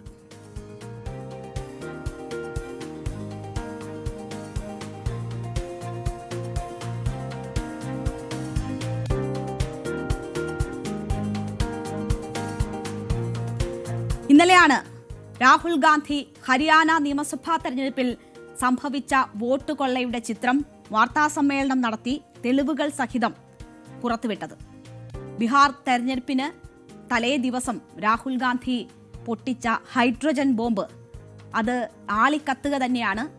രാഹുൽ ഗാന്ധി ചോദിച്ച ചോദ്യങ്ങൾ അതുപോലെ നിൽക്കുകയാണ്. പക്ഷേ ആ ചോദ്യങ്ങളായി നിൽക്കുമ്പോൾ ഇതുവരെ അതിനോട് കൃത്യമായ രീതിയിൽ മറുപടി പറയാൻ തെരഞ്ഞെടുപ്പ് കമ്മീഷൻ തയ്യാറായിട്ടില്ല എന്നതാണ് വസ്തുത. നേരത്തെ കർണാടകയിലെ വോട്ട് ചോരിയുമായി ബന്ധപ്പെട്ട് മഹാരാഷ്ട്രയിൽ നടന്ന വോട്ട് കൊള്ളയുമായി ബന്ധപ്പെട്ട് 2 വാർത്താ സമ്മേളനങ്ങൾ രാഹുൽ ഗാന്ധി നടത്തുകയും തെളിവുകൾ പുറത്തുവിടുകയും ചെയ്തിരുന്നു. സമാനമായ തരത്തിൽ അന്ന് മറുപടി നൽകാതെ തെരഞ്ഞെടുപ്പ് കമ്മീഷൻ ഒഴിഞ്ഞുമാറുകയായിരുന്നു. നിരവധി ചോദ്യങ്ങൾ ഉണ്ടായിരുന്നു. രേഖാമൂലം പരാതി നൽകണം എന്നതാണ് ആദ്യ വാർത്താ സമ്മേളനത്തിന് ശേഷം രാഹുൽ ഗാന്ധിയോട് തെരഞ്ഞെടുപ്പ് കമ്മീഷൻ ആവശ്യപ്പെട്ടത്. രാഹുൽ ഗാന്ധി വീണ്ടും തെളിവുകൾ സഹിതം മുന്നോട്ട് വന്നപ്പോൾ ചില വാർത്താ സമ്മേളനത്തിലെ ചോദ്യങ്ങൾക്ക് തെരഞ്ഞെടുപ്പ് കമ്മീഷൻ മറുപടി നൽകിയെങ്കിലും കൃത്യമായ മറുപടി അക്കാര്യങ്ങളിലൊന്നും ഉണ്ടായിട്ടില്ല. ഇപ്പോൾ ഹൈഡ്രജൻ ബോംബ് പൊട്ടിച്ച് രാഹുൽ ഗാന്ധി ഹരിയാനയിലെ തെരഞ്ഞെടുപ്പ് എങ്ങനെ അട്ടിമറിക്കപ്പെട്ടിരിക്കുന്നു എന്ന് വിശദീകരിക്കുമ്പോഴും സമാനമായ നിലയിൽ അനൌദ്യോഗികമായ മറുപടിയും രാഹുൽ ഗാന്ധി രേഖാമൂലം പരാതിപ്പെടണമെന്ന നിർദ്ദേശവുമാണ് തെരഞ്ഞെടുപ്പ് കമ്മീഷന്റെ ഭാഗത്തു നിന്നും ഉണ്ടായിരിക്കുന്നത്. രാഹുൽ ഗാന്ധി രേഖാമൂലം പരാതിപ്പെട്ടാൽ മാത്രമാണോ ഇത്ര ഗുരുതരമായ ആരോപണങ്ങൾക്ക് മറുപടി ലഭിക്കുക എന്ന ചോദ്യമാണ് ഇവിടെ പ്രസക്തമാകുന്നത്. കാരണം രാഹുൽ ഗാന്ധി നടത്തിയ വാർത്താസമ്മേളനം ഈ രാജ്യത്തെ മുഴുവൻ ജനങ്ങളും കണ്ടിട്ടുണ്ടാകും. അവരിലെല്ലാം ഈ ജനാധിപത്യ പ്രക്രിയ എങ്ങനെ നടക്കുന്നു എന്നത് സംബന്ധിച്ചുള്ള സംശയങ്ങൾ ഉണ്ടായിട്ടുണ്ടാകും. അപ്പോൾ അവരോട് മറുപടി പറയാനുള്ള ബാധ്യത തെരഞ്ഞെടുപ്പ് കമ്മീഷനില്ലേ എന്നതാണ് ഇവിടെ ഉയരുന്ന ചോദ്യം. എന്താണ് രാഹുൽ ഗാന്ധി ഇന്നലെ പറഞ്ഞത്? ഹരിയാനയിൽ 25 ലക്ഷം വോട്ട് വ്യാജമായി ചേർക്കുകയോ തട്ടിപ്പ് നടത്തുകയോ ചെയ്തിട്ടുണ്ട് എന്ന കാര്യമാണ് രാഹുൽ ഗാന്ധി ചൂണ്ടിക്കാട്ടിയത്. ആ 25 ലക്ഷം വോട്ട് എന്ന് പറയുന്നതിൽ ഇരട്ടി വോട്ടുകളുണ്ട്, തെറ്റായി ചേർക്കപ്പെട്ട വോട്ടുകളുണ്ട്, ബൾക്ക് വോട്ടുകളുണ്ട്. അങ്ങനെ തട്ടിപ്പിന്റെ രൂപം എന്താണ് എന്നത് വളരെ വിശദമായി തന്നെ രാഹുൽ ഗാന്ധി ഇന്നലെ വാർത്താസമ്മേളനത്തിലൂടെ പുറത്തുവിട്ടു. 100% സത്യസന്ധമായ കാര്യങ്ങളാണ് താൻ പറയുന്നത് എന്ന കാര്യം അദ്ദേഹം സൂചിപ്പിച്ചു. 5 ലക്ഷം കള്ളവോട്ടുകൾ നടന്നു എന്നതാണ് രാഹുൽ ഗാന്ധി ആരോപിച്ചത്. 5 ലക്ഷത്തിലധികം ഡ്യൂപ്ലിക്കേറ്റ് വോട്ടുകൾ ഉണ്ടായിരുന്നു എന്ന് അദ്ദേഹം തെളിവുകൾ സഹിതം പറയുന്നു. 93,174 തെറ്റായ വിലാസങ്ങൾ ഉണ്ടായിരുന്നു എന്ന് ചൂണ്ടിക്കാട്ടുന്നു. 19 ലക്ഷത്തിലധികം ബൾക്ക് വോട്ടുകൾ എന്നിങ്ങനെയാണ് രാഹുൽ ഗാന്ധി ചൂണ്ടിക്കാട്ടിയത്. അങ്ങനെ മൊത്തം 25 ലക്ഷം വോട്ടുകൾ അതിലെ ക്രമക്കേട് രാഹുൽ ഗാന്ധി ചൂണ്ടിക്കാട്ടി. 8 മണ്ഡലങ്ങളിലെ തോൽവിയാണ് കോൺഗ്രസിന് അവിടെ ഭരണം നഷ്ടമാക്കിയത് എന്ന് രാഹുൽ ഗാന്ധി പറയുന്നു. ആ 8 മണ്ഡലങ്ങളിലെ വോട്ട് എന്ന് പറയുന്നത് 22,000 വോട്ടുകളാണ് എന്ന് രാഹുൽ പറഞ്ഞിട്ട് ആ വോട്ടുകളാണ് തങ്ങളുടെ വിജയം അസാധ്യമാക്കിയത് എന്ന് പറയുന്നു. അപ്പോൾ തെറ്റായ മാർഗത്തിലൂടെ നേടിയെടുത്ത വിജയമാണ് ഹരിയാനയിലും ഉണ്ടായത് എന്നതാണ് രാഹുൽ ഗാന്ധി സൂചിപ്പിച്ചത്. നേരത്തെ മഹാരാഷ്ട്രയിൽ സംഭവിച്ചതും കർണാടകയിൽ സംഭവിച്ചതും ഇതാണ് എന്നത് രാഹുൽ ഗാന്ധി പറഞ്ഞിരുന്നു. എക്സിറ്റ് പോളുകൾ കോൺഗ്രസിന്റെ വിജയം പ്രവചിച്ചിരുന്നതാണ്. എല്ലാ എക്സിറ്റ് പോളുകളും കൃത്യമാകുമോ എന്നതിൽ സംശയമുണ്ട് എങ്കിൽ പോലും ഹരിയാനയുടെ കാര്യത്തിൽ എക്സിറ്റ് പോളുകൾ കോൺഗ്രസിന് അനുകൂലമായിരുന്നു. കോൺഗ്രസിന്റെ ആഭ്യന്തര കണക്കുകളും അവിടെ ഭരണം പിടിക്കും എന്ന തരത്തിൽ കോൺഗ്രസിന് വിലയിരുത്തലുകൾ ഉണ്ടായിരുന്നതാണ്. പോസ്റ്റൽ വോട്ടും യഥാർത്ഥ ഫലവും 2 തരത്തിലാകുന്ന ആദ്യ തെരഞ്ഞെടുപ്പാണ് ഹരിയാനയിൽ നടന്നതെന്ന് രാഹുൽ ഗാന്ധി പറയുന്നു. അപ്പോൾ അവിടെ യഥാർത്ഥ ജനവിധി അട്ടിമറിക്കപ്പെട്ടിരിക്കുന്നു എന്നതാണ് രാഹുൽ ഗാന്ധി ചൂണ്ടിക്കാട്ടിയത്. പക്ഷേ രാഹുലിന് തെരഞ്ഞെടുപ്പ് കമ്മീഷൻ കത്തയച്ചിരിക്കുകയാണ്. ഹരിയാനയിലെ മുഖ്യ തെരഞ്ഞെടുപ്പ് ഓഫീസർ രാഹുലിനോട് രേഖാമൂലം പരാതിപ്പെടൂ ഇക്കാര്യങ്ങൾ എന്നതാണ് ആവശ്യപ്പെട്ടിരിക്കുന്നത്. അവിടെ ഇരട്ട വോട്ടുകൾ സംബന്ധിച്ചുള്ള കണക്കുകൾ പുറത്തു വന്നിട്ടുണ്ട്. സ്വീറ്റി എന്ന പേരിൽ ഒരു ബ്രസീലിയൻ മോഡൽ വോട്ട് ചെയ്തു എന്ന തരത്തിലുള്ള വിവരങ്ങൾ പുറത്തു വന്നിട്ടുണ്ട്. ഒരേ വോട്ട് 22 ബൂത്തുകളിൽ ചെയ്യുന്നതുമായി ബന്ധപ്പെട്ടുള്ള കാര്യങ്ങൾ വന്നിട്ടുണ്ട്. അഡ്രസ്സിലെ ക്രമക്കേട് വന്നിട്ടുണ്ട്. അങ്ങനെ വോട്ടർ പട്ടിക തെരഞ്ഞെടുപ്പ് കമ്മീഷൻ പുറത്തുവിടുന്ന വോട്ടർ പട്ടികയിലെ ക്രമക്കേടുകളാണ് രാഹുൽ ഗാന്ധി ചൂണ്ടിക്കാട്ടിയിട്ടുള്ളത്. അപ്പോൾ അത് കുറ്റമറ്റതാണ് എന്ന് ഉറപ്പുവരുത്തേണ്ടുന്ന ഉത്തരവാദിത്തം തെരഞ്ഞെടുപ്പ് കമ്മീഷനുള്ളതാണ്. അവിടെ ക്രമക്കേട് നടന്നു എന്ന ചൂണ്ടിക്കാട്ടലുണ്ടാകുമ്പോൾ അത് രേഖാമൂലം പരാതി നൽകിയാൽ മാത്രമേ പരിശോധിക്കൂ എന്ന മുടന്തൻ ന്യായം വീണ്ടും തെരഞ്ഞെടുപ്പ് കമ്മീഷൻ പറയുന്നു എന്നതാണ് ഇതിലെ ഏറ്റവും കൗതുകമുള്ള കാര്യം. ഒരു യുവതി 22 തവണ 10 ബൂത്തുകളിലായി വോട്ട് ചെയ്തു എന്നതാണ് കാണുന്നത്. എങ്ങനെ ഇത് സംഭവിച്ചു എന്ന് പറയാനുള്ള ബാധ്യത തെരഞ്ഞെടുപ്പ് കമ്മീഷനില്ലേ? സീമ, സ്വീറ്റി, സരസ്വതി എന്നീ പേരുകളിലാണ് വോട്ട് ചെയ്തതെന്ന് രാഹുൽ ഗാന്ധി പറഞ്ഞു. ഇപ്പോൾ ചില മാധ്യമങ്ങൾ ഇതുമായി ബന്ധപ്പെട്ടുള്ള വിവരങ്ങൾ പുറത്തുവിടുന്നുണ്ട്. അതിൽ വോട്ടർ പട്ടികയിൽ ബ്രസീലിയൻ മോഡലിന്റെ ചിത്രം വന്നത് എങ്ങനെയാണെന്ന് അറിയില്ല എന്ന് ഈ സ്വീറ്റി എന്ന പേരിൽ വോട്ട് ചെയ്ത യുവതി പ്രതികരിക്കുന്നുണ്ട്. അത് വോട്ട് ചെയ്തതാണ് എന്ന് പറയുന്നു. എങ്ങനെയാണ് പക്ഷേ ഈ ഫോട്ടോ മാറിയതെന്ന് അറിയില്ല എന്നതാണ് സ്വീറ്റി പ്രതികരിക്കുന്നത്. ബ്രസീലിയൻ മോഡലിന്റെ ചിത്രം പട്ടികയിലുള്ള മറ്റ് 3 പേരും വോട്ട് ചെയ്തിട്ടുണ്ട് എന്ന വിവരമാണ് വരുന്നത്. ഇന്നലെ അത് വലിയ വിവാദമായതാണ്. ഇവരും ഹരിയാനയിലെ സ്ഥിരം വോട്ടർമാരാണ് എന്നാണ് റിപ്പോർട്ട്. പക്ഷേ സ്ഥിരം വോട്ടർമാരുടെ ഫോട്ടോ എന്തുകൊണ്ടാണ് ബ്രസീലിയൻ മോഡലിന്റെ ഫോട്ടോ ആകുന്നത് എന്ന ചോദ്യമുണ്ടല്ലോ. ഒരേ മേൽവിലാസത്തിൽ 66,501 വോട്ടർമാർ വന്നതിൽ ക്രമക്കേടില്ല.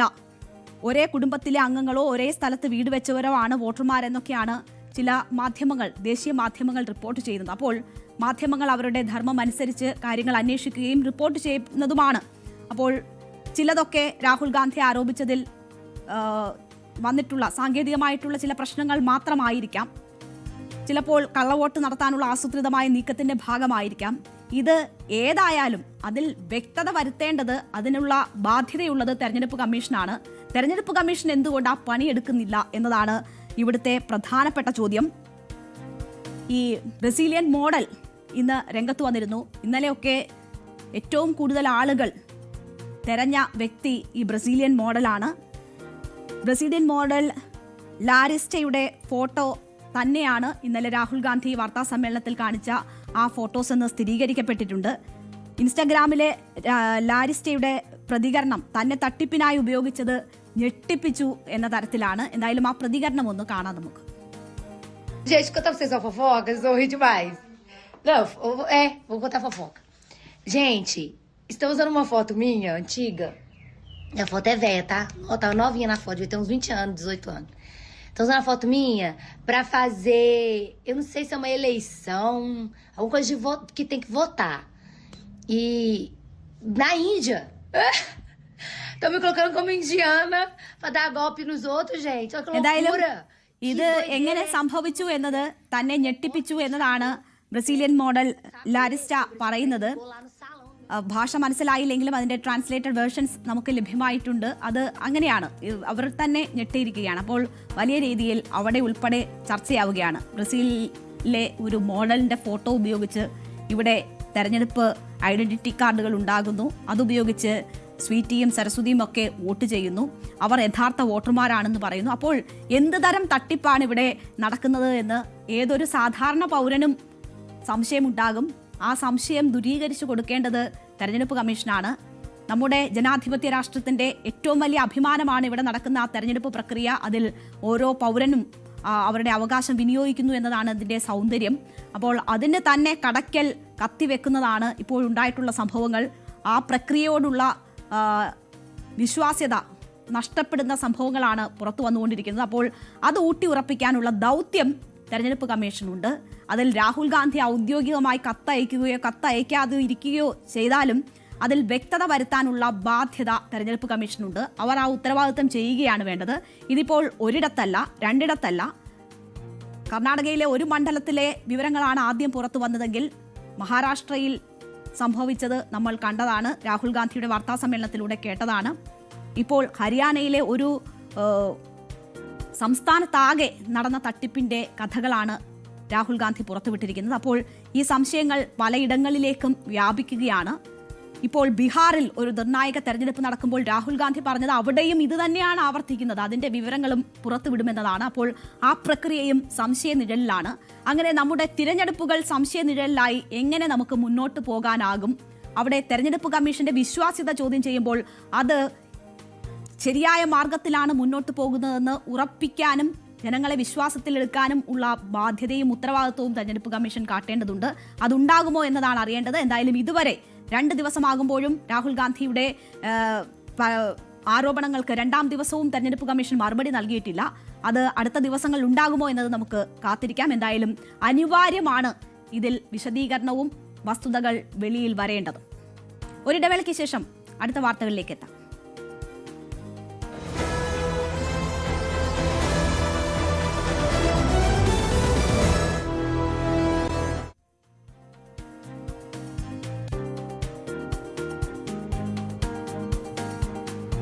അങ്കമാലി കറുകുറ്റിയിൽ ഉണ്ടായ ഈ ദാരുണ സംഭവം, 6 മാസമായ കുഞ്ഞിനെ സ്വന്തം അമ്മുമ്മ കൊലപ്പെടുത്തിയ സംഭവം, അത് വലിയ ദുഃഖമുളവാക്കുന്ന ഒരു സംഭവമാണ്. ആ കുഞ്ഞിൻ്റെ മൃതദേഹം ബന്ധുക്കൾക്ക് ഇന്ന് വിട്ടു നൽകി. അമ്മുമ്മ റോസ്ലിയുടെ അറസ്റ്റും അന്വേഷണ സംഘം രേഖപ്പെടുത്തി. ഇന്നലെയാണ് ഈ ദാരുണമായ സംഭവം ഉണ്ടാകുന്നത്. 66 വയസ്സുള്ള റോസ്ലി മാനസിക വിഭ്രാന്തിയുള്ള ആളാണ് എന്ന് പോലീസ് പറയുന്നുണ്ട്. അവർ ഈ കൊലപാതകം നടത്തിയെന്ന സംശയം ആദ്യം ഉണ്ടാവുകയും പിന്നീട് വിശദമായ അന്വേഷണത്തിൽ അത് സ്ഥിരീകരിക്കുകയുമായിരുന്നു. ഈ കുഞ്ഞിനെ കൊലപ്പെടുത്താൻ ഉപയോഗിച്ച കത്തി ആ വീട്ടിൽ നിന്ന് കണ്ടെത്തുകയും ചെയ്തു. അപ്പോൾ ഒട്ടും വിശ്വസിക്കാനാകാത്ത ഒരു സംഭവമാണ്. ആ കുഞ്ഞിനെ എന്തിനാണ് ആ അമ്മുമ്മ അങ്ങനെ കൊന്നുകളഞ്ഞത് എന്നത് ഒരുപാട് ചോദ്യങ്ങൾ ഉയർത്തിയതാണ്. ആദ്യം എന്താണ് സംഭവിച്ചത് എന്ന കാര്യത്തിൽ വ്യക്തത ഉണ്ടായിരുന്നില്ല. പിന്നീട് നടന്ന അന്വേഷണത്തിലാണ് ഈ അമ്മുമ്മ തന്നെയാണ് അതിന് പിന്നിലെ പ്രതി എന്നത് വ്യക്തമാകുന്നത്. എന്തായാലും ഇതുമായി ബന്ധപ്പെട്ട് അവർക്ക് മാനസിക പ്രശ്നങ്ങൾ ഉണ്ടായിരുന്നു എന്നതാണ് പോലീസ് പറയുന്നത്. വിശദമായ അന്വേഷണത്തിലൂടെ യഥാർത്ഥ കാരണങ്ങൾ എന്താണ് എന്നതൊക്കെ സംബന്ധിച്ച് വിവരങ്ങൾ പുറത്തുവരികയുള്ളൂ. ഈ കുഞ്ഞിനെ ആ അമ്മുമ്മയുടെ അടുത്ത് കിടത്തിയിട്ട് അച്ഛനും മറ്റ് ബന്ധുക്കളൊക്കെ വീട്ടിൽ തന്നെ ഉണ്ടായിരുന്നു. ജ്യേഷ്ഠൻ്റെ പിറന്നാൾ ദിവസം കൂടിയായിരുന്നു. ഈ അമ്മുമ്മയുടെ അടുത്ത് കുഞ്ഞിനെ കിടത്തിയിട്ട് പോകുന്ന കുറച്ച് സമയത്തിനുള്ളിലാണ് ഈ സംഭവം നടക്കുന്നത്. ഈ കുട്ടിയുടെ കഴുത്ത് കത്തി ഉപയോഗിച്ച് മുറിച്ചാണ് കൊല നടത്തിയിരിക്കുന്നത്. അതാണ് മരണകാരണമെന്ന് എത്തിയിരിക്കുന്നത്. അങ്ങനെ മുറിക്കാൻ ഉപയോഗിച്ച കത്തിയാണ് ഇപ്പോൾ വീട്ടിൽ നിന്ന് തന്നെ പോലീസ് കണ്ടെടുത്തിരിക്കുന്നത്. ഫോറൻസിക് വിഭാഗം തുടർന്ന് വീട്ടിൽ പരിശോധനയൊക്കെ നടത്തിയിട്ടുണ്ട്. പോസ്റ്റ്മോർട്ടത്തിന് ശേഷമാണ് കുഞ്ഞിൻ്റെ മൃതദേഹം ഇപ്പോൾ ബന്ധുക്കൾക്ക് വിട്ടു നൽകിയിരിക്കുന്നത്. ഈ അമ്മുമ്മ റോസ്ലി 66 വയസ്സുള്ള സ്ത്രീയാണ്. അവർക്ക് മാനസിക വിഭ്രാന്തി ഉണ്ട് എന്ന് പോലീസ് പറയുന്നു. പക്ഷേ മറ്റു ചില അസുഖങ്ങളായിരുന്നു അവർക്കുണ്ടായിരുന്നത് എന്നും പറയുന്നുണ്ട്. പോസ്റ്റ്മോർട്ടം പൂർത്തിയാക്കി ആണ് ഈ നൽകിയ മൃതദേഹം, അത് സംസ്കാരം ഉൾപ്പെടെയുള്ള നടപടികൾ ഇപ്പോൾ അവിടെ നടക്കുകയാണ്. ഇപ്പോഴും പക്ഷേ ഈ അമ്മുമ്മ റോസ്ലി ആശുപത്രിയിൽ ചികിത്സയിലാണ്. അവർക്ക് എന്താണ് ഈ സംഭവം, എന്തിനാണ് ഇങ്ങനെ ഒരു കൊലപാതകം നടത്തിയത് എന്നതിന് ഉൾപ്പെടെയുള്ള കാര്യങ്ങൾ അവരിൽ നിന്നാണ് ചോദിച്ചറിയേണ്ടത്. പക്ഷേ അവരിപ്പോഴും ആശുപത്രിയിലാണ്. എന്താണ് ഈ പ്രകോപനം എന്ന കാര്യത്തിൽ യാതൊരു വിവരവും പോലീസിന് ഇതുവരെ ലഭിച്ചിട്ടില്ല. ഇവർക്ക് സോഡിയം കുറയുന്നതിൻ്റെ ഒരു അസുഖം ഉണ്ട് എന്നതാണ് മനസ്സിലാകുന്നത്. അപ്പോൾ സോഡിയത്തിൻ്റെ ലെവൽ ശരീരത്തിൽ കുറയുമ്പോൾ ഉണ്ടാകുന്ന സമനില തെറ്റൽ, കാര്യങ്ങൾ കൈവിട്ടു പോകുന്ന ഒരവസ്ഥ, അതൊക്കെ ഒരു പക്ഷേ ഈ കൊലപാതകത്തിലേക്ക് നയിച്ചിട്ടുണ്ടോ എന്നത് പരിശോധിക്കേണ്ടതാണ്. അത്തരം സംശയങ്ങൾ ഒരു ഭാഗത്തു നിന്നും ഉണ്ടാകുന്നുണ്ട്. അതേസമയം മറ്റു വല്ല കാരണങ്ങളും ഇതുമായി ബന്ധപ്പെട്ടുണ്ടോ എന്നതുകൂടി സംശയിക്കണം. നമുക്കറിയാം, നെയ്യാറ്റിൻകരയിൽ കുഞ്ഞിനെ കിണറ്റിലെറിഞ്ഞ് സ്വന്തം അമ്മ കൊന്നതാണോ എന്നത് നമുക്കിപ്പോഴും വിശ്വസിക്കാൻ പറ്റാത്ത ഒരു സാഹചര്യമുണ്ട്. അത് സഹോദരനുമായുള്ള വഴിവിട്ട ബന്ധത്തിൻ്റെ പേരിലാണ് അന്ന് അങ്ങനെയുള്ള സംഭവങ്ങൾ ഉണ്ടായത്. ആദ്യം അതുമായി ബന്ധപ്പെട്ടുള്ള കാര്യങ്ങൾ കേൾക്കുമ്പോൾ ആർക്കും അതിനെക്കുറിച്ച് വിശ്വസിക്കാൻ പറ്റുന്ന സാഹചര്യമായിരുന്നില്ല. പിന്നീട് ഇപ്പോൾ പോലീസ് അന്വേഷണം നടത്തി കണ്ടെത്തിയ കാര്യങ്ങളും അവിശ്വസനീയമാണ് എന്ന് വേണമെങ്കിൽ പറയാം. എന്തായാലും അതൊരു കുഞ്ഞിൻ്റെ ജീവനെടുക്കുന്ന സാഹചര്യം ഉണ്ടായതാണ്. ഇപ്പോൾ ഈ സംഭവത്തിലും എന്താണ് സംഭവിക്കുന്നത് എന്നത് വളരെ വിശദമായ പരിശോധനകൾക്ക് ശേഷമായിരിക്കും ഒരുപക്ഷെ പുറത്തു വരിക. പക്ഷേ ഈ സോഡിയം ലെവൽ ശരീരത്തിൽ കുറയുന്ന രോഗമുള്ള വ്യക്തിയാണ് ഈ അമ്മുമ്മയെന്നും മറ്റു സാഹചര്യങ്ങൾ, മറ്റേതെങ്കിലും തരത്തിലുള്ള പ്രശ്നങ്ങളൊന്നും ഇല്ല അവർക്കിടയിൽ എന്നതുമാണ് ഇപ്പോൾ വരുന്ന വിവരങ്ങൾ. അങ്ങനെ സോഡിയം ലെവൽ കുറഞ്ഞാൽ അപകടകരമായ സാഹചര്യങ്ങൾ സൃഷ്ടിക്കപ്പെടുമോ, അല്ലെങ്കിൽ അക്രമത്തിലേക്ക് ആളുകൾ വഴുതി നീളുമോ എന്ന സംശയങ്ങൾ ബലപ്പെടുന്നൊരു സാഹചര്യം കൂടിയുണ്ട്. ഇപ്പോൾ പ്രമുഖ സൈക്കാട്രിസ്റ്റായ ഡോക്ടർ മോഹൻ റോയ് ഇതേക്കുറിച്ച് പറഞ്ഞതൊന്ന് നമുക്ക് കേൾക്കാം. ഇപ്പോൾ നമ്മളൊരു കുറ്റകൃത്യം ചെയ്യണമെന്നുണ്ടെങ്കിൽ ഒരു ആയുധമൊക്കെ എടുത്തുകൊണ്ട് വന്ന് ഈ ഒരു കർമ്മം ചെയ്യണമെന്നുണ്ടെങ്കിൽ സ്ഥലബോധവും സമയബോധവും ഒക്കെ ഇല്ലാത്ത ഒരാൾക്ക് ഇത് ചെയ്യാൻ സാധിക്കുമോ എന്നുള്ളതിന് തീർച്ചയായും സംശയങ്ങളുണ്ട്. പക്ഷേ ഇതിൽ മറ്റൊരു മാനസിക രോഗത്തിൻ്റെ ചികിത്സയിലായിരുന്നു എന്നുള്ള തരത്തിലുള്ള റിപ്പോർട്ടുകളുമുണ്ട്. അപ്പോൾ അത്തരത്തിലുള്ളൊരു മാനസിക രോഗമുണ്ടെങ്കിൽ ഈ കുഞ്ഞിനെ സംബന്ധിച്ച എന്തെങ്കിലും മിഥ്യാധാരണകൾ, ഡെല്യൂഷൻസോ മറ്റോ ഉള്ളത് കൊണ്ടാണോ ഈ കുഞ്ഞിനെ ഇത്തരത്തിൽ ദാരുണമായി വക വരുത്തിയത് എന്നുള്ളതും കൂടി അന്വേഷിക്കേണ്ടതുണ്ട്. ഇതിലൊക്കെ നാം പ്രധാനമായി കാണേണ്ട കാര്യമെന്ന് പറഞ്ഞാൽ, മനോരോഗമുള്ള എല്ലാ വ്യക്തികളും ചെയ്യുന്ന കൊലപാതകങ്ങൾക്ക് അത്തരത്തിലുള്ള മനോരോഗം കൊണ്ട് തന്നെയാണ് ആ കൊലപാതകം എന്ന രീതിയിലൊരു എക്സംഷൻ ഒന്നുമില്ല. അത് പൊതുവേ സമൂഹത്തിലുള്ള ഒരു തെറ്റിദ്ധാരണയാണ്. കാരണം മനോരോഗമുള്ള ഒരാൾ ആ മനോരോഗത്തിൻ്റെ ഫലമായി താൻ ചെയ്യുന്ന പ്രവൃത്തിയുടെ വരുംവരായികൾ അറിയാൻ സാധിക്കാതിരിക്കുകയോ അല്ലെങ്കിൽ താൻ ചെയ്യുന്നത് നിയമവിരുദ്ധമായ ഒരു കാര്യമാണെന്ന് ചെയ്യാനുള്ള കഴിവ് നഷ്ടപ്പെട്ട ഒരു വ്യക്തി ചെയ്യുന്ന ഒരു കാര്യത്തിനാണ് ഇത്തരത്തിൽ മനോരോഗമുള്ളത് കൊണ്ട് ആ വ്യക്തിയെ ശിക്ഷിക്കാതെ വെറുതെ വിട്ടു എന്നുള്ള ക്ലോസുകളൊക്കെ ഉണ്ടാവുന്നത്. അതുകൊണ്ട് വെറുതെ ഒരു മനോരോഗമുണ്ട് എന്ന് പറഞ്ഞതുകൊണ്ട് ആ വ്യക്തി ഒരു കൊലപാതകത്തിൻ്റെ കുറ്റകൃത്യത്തിൽ നിന്നും പൂർണ്ണമായും മോചിതനാവുന്നില്ല. പക്ഷേ ഇത്തരത്തിലൊരു വാദം വിചാരണ സമയത്തുമൊക്കെ ഉയർന്നു വരാൻ സാധ്യതയുള്ളതുകൊണ്ട് പോലീസും അന്വേഷണ ഏജൻസികളും ഇത് കൃത്യമായി പരിശോധിക്കേണ്ടതും, അത്തരത്തിലൊരു കാര്യമുണ്ടെങ്കിൽ തീർച്ചയായിട്ടും മനോരോഗ ചികിത്സാ വിദഗ്ധരുടെ സാന്നിധ്യത്തിൽ ഈ വ്യക്തിയെ പരിശോധിക്കേണ്ടതും ആവശ്യമാണെങ്കിൽ ഇപ്പോൾ അദ്ദേഹം അഡ്മിറ്റ് ചെയ്തിരിക്കുകയാണ്. ഈ ഘടകങ്ങൾ ഉൾപ്പെടെയുള്ള ഒരു വിശദമായ മനോനില പരിശോധന ഉൾപ്പെടെ ചെയ്തിട്ട് മാത്രമേ ഇതിൻ്റെ ഒരു അവസാനത്തെ കുറ്റപത്രം സമർപ്പിക്കലുമൊക്കെ ചെയ്യാവൂ. അല്ലെങ്കിൽ തീർച്ചയായിട്ടും കേസിൻ്റെ വിചാരണ ഘട്ടത്തിലൊക്കെ തന്നെ അന്വേഷണ ഉദ്യോഗസ്ഥന്മാർക്കുമൊക്കെ പ്രശ്നങ്ങൾ ഉണ്ടായേക്കാം. അത്തരം കാര്യങ്ങളിൽ നമ്മൾ തീർച്ചയായിട്ടും ശ്രദ്ധിക്കേണ്ടതുണ്ട്. അപ്പോൾ ഇതാണ് ഡോക്ടർ മോഹൻ റോയ് പറയുന്നത്. പോലീസ് ഇപ്പോഴേ തന്നെ മനോരോഗ പ്രശ്നങ്ങളുണ്ട്, ഇവർക്ക് ഇങ്ങനെ ഒരു സോഡിയം ലെവൽ കുറയുന്ന രോഗമുണ്ട്, അതിൻ്റെ ഭാഗമായിട്ടുള്ള ചില വിഭ്രാന്തികളുണ്ട് എന്ന് വീട്ടുകാരുൾപ്പെടെയുള്ളവർ പറയുന്നുണ്ട്. അപ്പോൾ സൈക്കാട്രിസ്റ്റായ ഡോക്ടർ മോഹൻ റോയ് പറയുന്നത് ഇത് ഏതെങ്കിലും എക്സെപ്ഷൻ കേസുകൾ ആകണമെങ്കിൽ അത് മനോരോഗ വിദഗ്ധരുടെ കൂടിയൊക്കെ അഭിപ്രായങ്ങൾ കേട്ടതിന് ശേഷം അത്തരത്തിലുള്ള പരിശോധനകളൊക്കെ നടന്ന ശേഷമായിരിക്കണം അവർക്ക് അങ്ങനെ ഒരു വിഭ്രാന്തി ഉണ്ടെങ്കിൽ അത് കാരണമാണ് അങ്ങനെ ഒരു സംഭവം ഉണ്ടായെങ്കിൽ അതിൽ വ്യക്തത വരേണ്ടതെന്നാണ്.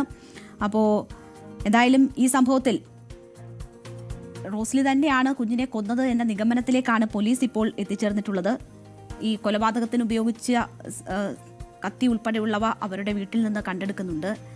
ഏതെങ്കിലും രോഗത്തിൻ്റെ ഭാഗമായിട്ടാണ് എങ്കിൽ അത് വലിയ സങ്കടമായി തീരുന്ന ഒരു സാഹചര്യമുണ്ട്. കാരണം അവർ ഇപ്പോഴും സ്വബോധത്തിലേക്ക് തിരിച്ചെത്തിയിട്ടുണ്ടോ എന്ന് നമുക്ക് വ്യക്തതയില്ല. ആശുപത്രിയിൽ തന്നെയാണ് ഇവിടെ ഉള്ളത്. പോലീസ് ആശുപത്രിയിലെത്തിയാണ് അവരുടെ അറസ്റ്റ് ഉൾപ്പെടെയുള്ള കാര്യങ്ങൾ രേഖപ്പെടുത്തിയിരിക്കുന്നത്. ഇനി മറ്റെന്തെങ്കിലും രോഗാവസ്ഥയിലാണ് എങ്കിൽ അവരെ സംബന്ധിച്ചും അത് താങ്ങാൻ കഴിയാത്ത വലിയ ബുദ്ധിമുട്ടായിരിക്കും. ആത്മഹത്യാശ്രമം ഉൾപ്പെടെ നടത്തിയിട്ടുണ്ട് എന്ന കാര്യത്തിലുള്ള വിവരങ്ങളൊക്കെ പുറത്തു വരുന്നുണ്ട്. അത് വളരെ ദുഃഖകരമായ ഒരു സാഹചര്യമാണ്. എന്തായാലും എന്താണ് സംഭവിച്ചത് എന്ന കാര്യത്തിൽ ഇപ്പോഴും വ്യക്തതയില്ല. വിശദമായ പരിശോധനകൾക്ക് ശേഷമായിരിക്കും അക്കാര്യത്തിൽ കൂടുതൽ വിവരങ്ങൾ പുറത്തേക്ക് വരിക.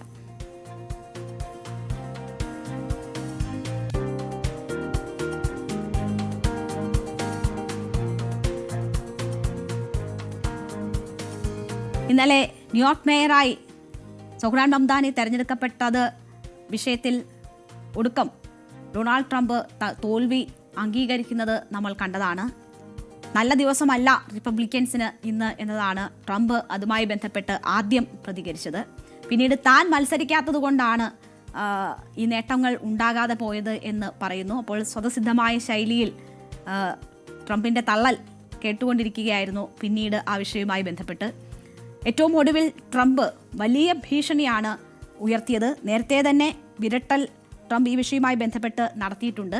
വീണ്ടും ഫണ്ട് ഉൾപ്പെടെ വെട്ടിക്കളയും, തുടർ പ്രവർത്തനങ്ങൾ തടസ്സപ്പെടുത്തും എന്ന നിലയിലുള്ള ഭീഷണി ട്രംപിന്റെ ഭാഗത്തു നിന്നും വന്നു.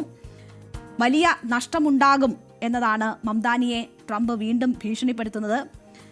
സൂക്ഷിച്ചു നിന്നില്ലെങ്കിൽ നഷ്ടം വലുതായിരിക്കും. രണ്ടാം വട്ടം അധികാരത്തിൽ വന്ന ശേഷമുള്ള ആദ്യ തെരഞ്ഞെടുപ്പ് തിരിച്ചടിയിൽ അങ്ങനെ ഹാലിളകിയിരിക്കുകയാണ് ട്രംപിന്. വലിയ ഭീഷണിയുമായി ട്രംപ് രംഗത്ത് വരുന്നതാണ് കാണുന്നത്. അപ്പോൾ നേരത്തെ തന്നെ ട്രംപിന്റെ ഭീഷണികൾക്ക് മുന്നിൽ മുട്ടുമടക്കാത്ത വ്യക്തിയാണ് Mamdani.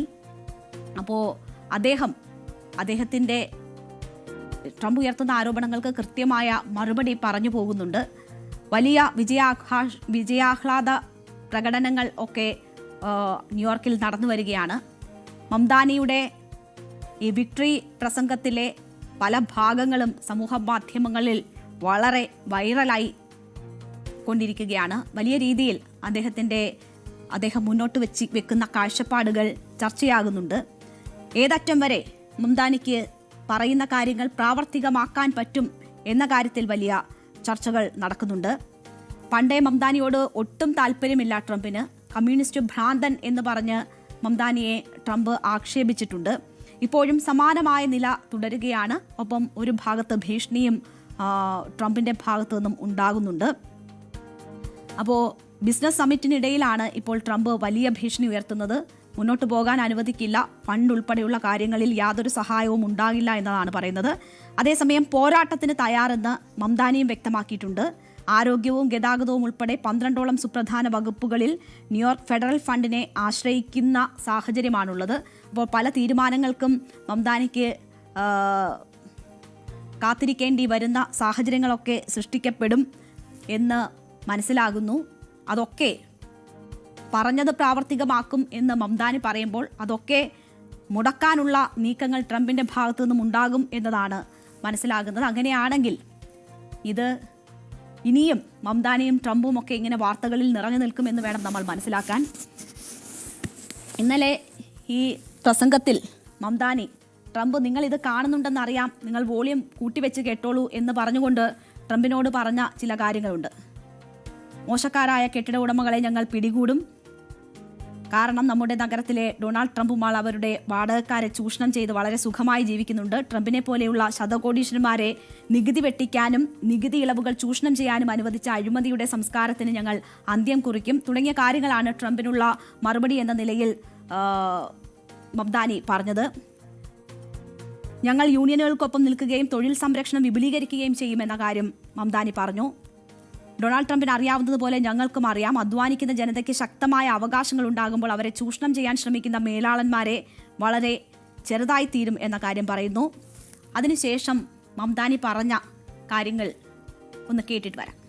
I wish Andrew Cuomo only the best in private life. But let tonight be the final time I utter his name as we turn the page on a politics that abandons the many and answers only to the few. Tonight we have spoken in a clear voice. Hope is alive. Hope over tyranny. Hope over big money and small ideas. Hope over despair.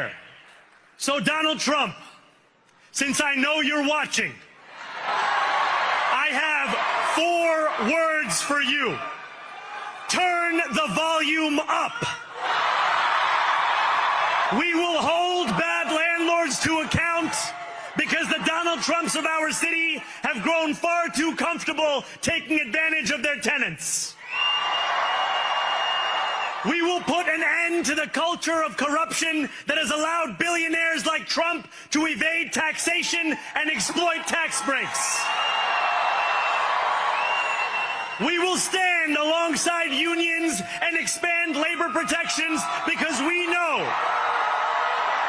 just as Donald Trump does, that when working people have ironclad rights, the bosses who seek to extort them become very small indeed.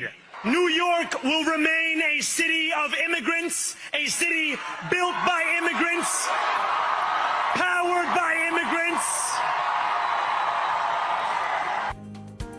അപ്പോൾ കുടിയേറ്റക്കാർ നിർമ്മിച്ച, കുടിയേറ്റക്കാർ ശക്തി പകരുന്ന, ഇന്ന് രാത്രി മുതൽ ഒരു കുടിയേറ്റക്കാരൻ നയിക്കുന്ന നഗരം എന്നാണ് ട്രംപിനോട് മംദാനി പറഞ്ഞിരിക്കുന്നത്. 58 ദിവസത്തിനുള്ളിൽ ഞങ്ങൾ സിറ്റി ഹാളിൽ പ്രവേശിക്കുമ്പോൾ പ്രതീക്ഷകൾ ഉയർന്നതായിരിക്കുമെന്ന് മംദാനി പറയുന്നു. അപ്പോൾ ന്യൂയോർക്ക് സിറ്റി എന്താണെന്നും അതിന്റെ ഭാവി എന്താണ് എന്നതും ട്രംപിനോട് സൂചിപ്പിക്കുകയാണ് മംദാനി ചെയ്തിരിക്കുന്നത്. ഈ നമുക്ക് New York city mayor's office of immigrant അഫയേഴ്സിന്റെ സൈറ്റിൽ ചെന്നാൽ അവിടുത്തെ കണക്കുകൾ കാണാം. ന്യൂയോർക്ക് നഗരത്തെ രൂപപ്പെടുത്തിയതും നിർമ്മിച്ചതും ചരിത്രത്തിലുടനീളം കുടിയേറ്റക്കാരുടെ സംഭാവനകളാണ് എന്നതാണ് ആ സൈറ്റിൽ ഏറ്റവും പ്രധാനമായും എഴുതി വച്ചിരിക്കുന്ന വാചകങ്ങൾ. കുടിയേറ്റക്കാർക്ക് വേണ്ടി വാദിച്ചുകൊണ്ട് ഈ പൈതൃകത്തെ ആദരിക്കാൻ MOAIA പ്രതിജ്ഞാബദ്ധമാണ് എന്നത് അതിൽ പറയുന്നുണ്ട്. അപ്പോൾ നൂറ്റാണ്ടുകളായി ന്യൂയോർക്ക് നഗരം കുടിയേറ്റക്കാർക്ക് സ്വാഗതമോതുന്ന നഗരമാണ്. അതാണ് അതിൻ്റെ ചരിത്രം, അതാണ് അതിൻ്റെ ഭൂമിശാസ്ത്രം. അത് ആവർത്തിച്ച് പറഞ്ഞുകൊണ്ടാണ് ഇന്നലെ മംദാനി സംസാരിച്ചത്. അപ്പോൾ ഈ കണക്കുകൾ പ്രകാരം, ഈ MOAIA കണക്കുകൾ പ്രകാരം ന്യൂയോർക്ക് നഗരത്തിൽ 3 ദശലക്ഷം കുടിയേറ്റക്കാരാണുള്ളത്.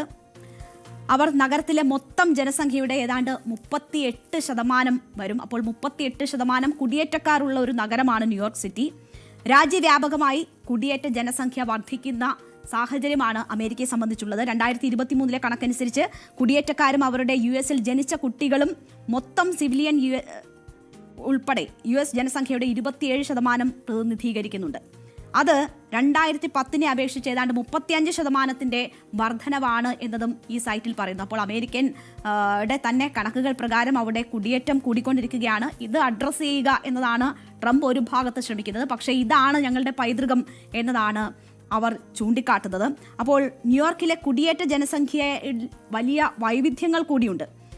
ഒരു പ്രത്യേക വംശീയ വിഭാഗത്തിന്റെ ആധിപത്യം അവിടെ ഇല്ല. 2023 കണക്കനുസരിച്ച് 3 ദശലക്ഷത്തിലധികം വരുന്ന ന്യൂയോർക്കുകാർക്ക് ഏറ്റവും കൂടുതൽ ജനസാന്ദ്രതയുള്ള 3 രാജ്യങ്ങൾ എന്ന് പറയുന്നത് ഡൊമിനിക്കൻ റിപ്പബ്ലിക്കാണ്, ചൈന, ജമൈക്ക എന്നിവയാണ്. അപ്പോൾ അവിടങ്ങളിൽ നിന്നുള്ള ആളുകളാണ് അവിടെ ഏറ്റവും കൂടുതലായിട്ടുള്ളത്. സമീപകാല ദശകങ്ങളിൽ ഏറ്റവും വേഗത്തിൽ വളരുന്ന കുടിയേറ്റ ഗ്രൂപ്പുകളിലൊന്നായ മെക്സിക്കോക്കാർ ന്യൂയോർക്ക് നഗരത്തിലെ ഏറ്റവും ജനസംഖ്യയുള്ള 4ാമത്തെ കുടിയേറ്റ ഗ്രൂപ്പിലേക്ക് എത്തുന്നു. ഇംഗ്ലീഷ് ഭാഷാ വൈദഗ്ധ്യം കുറവുള്ള വിദേശീയരുണ്ട് അവിടെ. അപ്പോൾ അങ്ങനെയുള്ളവരിൽ 75% മറ്റു ഭാഷകൾ, സ്പാനിഷ് ഉൾപ്പെടെ മറ്റു ഭാഷകൾ സംസാരിക്കുന്നു. അപ്പോൾ ന്യൂയോർക്ക് നഗരം വൈവിധ്യങ്ങളുടേതാണ്. അത് കുടിയേറ്റക്കാർക്ക് ഡോമിനൻസ് ഉള്ള നഗരമാണ്. അവിടെ അങ്ങനെ ഒരു നഗരമാണ് അതെന്ന ഓർമ്മപ്പെടുത്തലാണ് മംദാനി ട്രംപിനോട് നടത്തിയിരിക്കുന്നത്. അതങ്ങനെ തന്നെ ആയിരിക്കും എന്ന സന്ദേശമാണ് മംദാനി നൽകുന്നത്. കുടിയേറ്റക്കാർ നിർമ്മിച്ച നഗരമാണ്, കുടിയേറ്റക്കാരാൽ ശക്തി പകർന്ന നഗരമാണ്. അത് ഇന്ന് രാത്രി മുതൽ ഒരു കുടിയേറ്റക്കാരനാൽ നയിക്കുന്ന നഗരമായിരിക്കും എന്ന ശക്തമായ മറുപടിയാണ് ട്രംപിനോട് മംദാനി പറഞ്ഞിരിക്കുന്നത്. ഈ വാചകങ്ങൾ ലോകമെമ്പാടും ഇങ്ങനെ പരക്കുകയാണ്. ന്യൂയോർക്ക് സിറ്റിയിൽ മാത്രം ഒതുങ്ങുന്നതല്ല, ലോകമെമ്പാടും മംദാനിയുടെ വാക്കുകൾ ചർച്ചയാവുകയാണ്. ട്രംപിന്റെ കുടിയേറ്റ നയത്തിനെതിരായ വലിയ വികാരം അമേരിക്കയിൽ ഉണ്ട് എന്നതിന്റെ സൂചനയായിരുന്നു മംദാനിയുടെ ഉൾപ്പെടെയുള്ള ഇന്ത്യൻ വംശജരുടെ അവിടുത്തെ ജയം. അതിൽ ഹാലിളകി നിൽക്കുന്ന ട്രംപ് ഭീഷണിയുടെ സ്വരങ്ങൾ ആവർത്തിച്ച് പ്രയോഗിക്കുന്നുണ്ട്.